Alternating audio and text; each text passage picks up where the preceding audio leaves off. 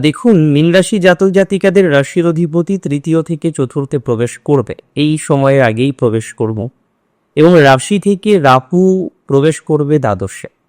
দেখুন, দ্বাদশে যে কোনো গ্রহই সমস্যা পাবা, তবে রাশিতে থাকাকালীন অবস্থায় আপনার হেলথের ক্ষেত্রে ডিস্টারবেন্স এসেছে, আপনার ওয়েলথে ডিস্টারবেন্স এসেছে, আপনার মেন্টাল হেলথটা ডিস্ট্রয় হয়ে গেছে।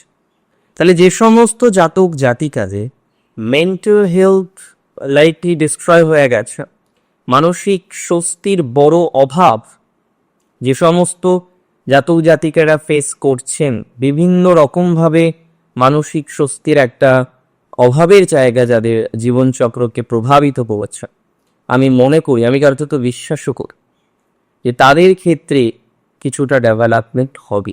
তার মানে এই সময়কালের মধ্যে আপনি এক্সপেক্ট করতে পারেন যে আপনাদের শারীরিক এবং মানসিক উভয় ক্ষেত্রে একটা পজিটিভিটির জায়গা আসছে।